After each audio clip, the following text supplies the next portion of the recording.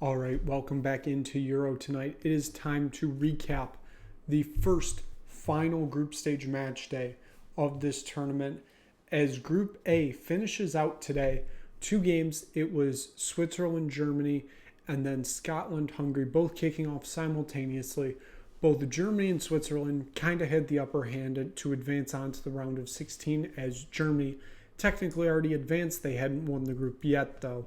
But it was Scotland and Hungary that would need wins and help from the other game to get that second automatic round of 16 berth.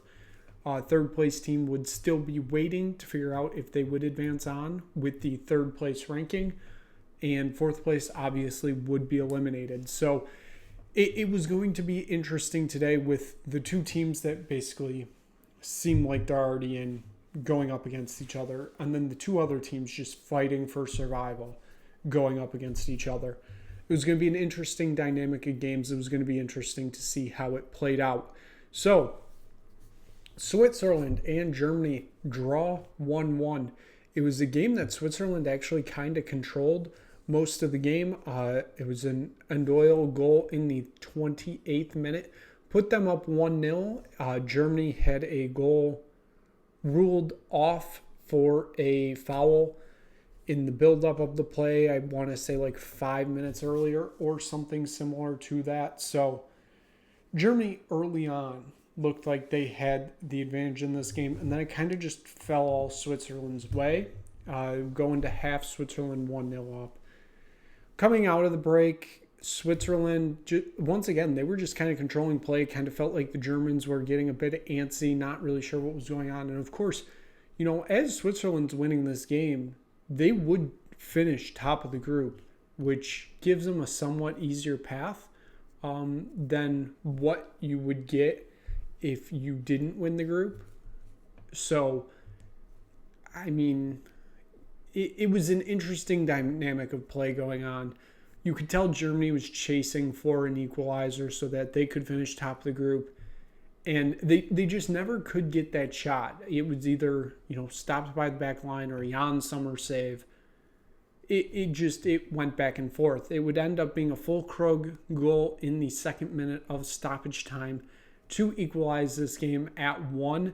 And that's where it would end off, which means Germany would end top of this group. Again, this felt like a group they were always going to top. It would most likely always come down to this game, and obviously it did. A draw was good enough, and they move on to the round of 16 for, what feels like the 10th consecutive time. It just feels that way because they're always advancing. It's when we get to the quarterfinals and stuff like that, that's when they start to drop out a bit. Of course, they didn't make it to the quarterfinals last time around as they lost to England in the round of 16. So with that, Switzerland, obviously, they clinch second place for now. It would still depend on the result, but it looked like they had clinched this. And it would be official that they would clinch second place as Hungary get a 1-0 victory over Scotland, which means Scotland's tournament is over for I don't even remember consecutive time. It does feel like 10th also here too, because they've never made it out of the group stages in any major tournament. They have not won a tournament game since the 1966 Euro in England. So they still are in search of their first win since 1966, which, hey, that's something. So this game, the first 90 minutes were awful. It was just a dead style football. It was teams chasing each other, knowing that they had to one-up each other, but also they were trying to stop each other at the same time. It was a very chippy game is kind of what I'm getting at here. We get to right around the 64th, 65th minute. Barnabas Vargas goes down in the box off a free kick, straight down. It did not look good at all. The Hungary players quickly asked for the medical teams to rush over And once again, kind of with like the Christian Eriksen situation, it kind of felt like they were going a bit too slow, which never good, but it looked very bad. We kind of weren't sure what happened. Comes out later that it was like a multiple like broken bones in the face or something like that, like a skull fracture. I don't remember what exactly it was, but it clearly was not like a life or death situation. It was obviously still quite bad, but it was not, Christian Eriksen levels of bad. Obviously, hope he gets better as soon as possible. He will be out the rest of this tournament, depending on if Hungary play another game or not. Because with the victory, Hungary clinched third place, which means they now get to sit and wait, see where they line up in the table, and see where it goes on from there. They may make it, they may not. And then, so I said the first 90 minutes were just awful. The last 10 minutes, you might be saying game's only 90. There were 10 minutes of stoppage time in the second half because of that Vargas injury. That became a completely different game. Just the tempo of it was insane. Back and forth opportunities, back and forth, back and forth, back and forth. It felt like a goal was coming at some point. And of course, it comes with basically seconds left in the game. A Kospov goal with just a beautiful strike. Slides it right past Gunn, the goalkeeper for Scotland. Absolute limbs in the Hungary end, of course. Wouldn't expect anything less, and absolutely distraught in the Scotland end. And, I mean, Scotland may or may not have been denied a penalty. Very clear penalty within that stoppage time. So, again, I'm not saying much, but Scotland go home again. I can't really say I'm surprised. It just wasn't their best performance today. They kind of just didn't show up on this stage whatsoever.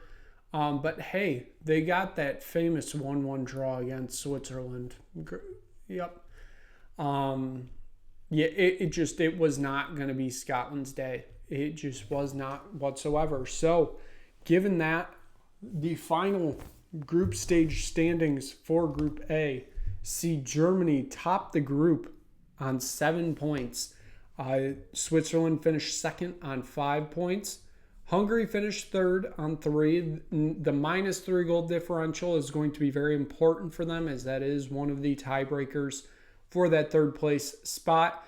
And Scotland, the only team so far, other than Poland, to be sent home from Euro 2024. So Germany, they will await, I believe it is a third place spot. Switzerland will wait on most likely Italy. I believe that's what it is.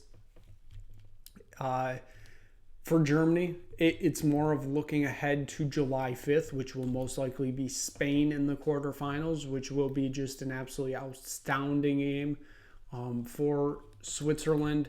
If they get past Italy, I believe it would be England, possibly Austria, depending on how third place things play out.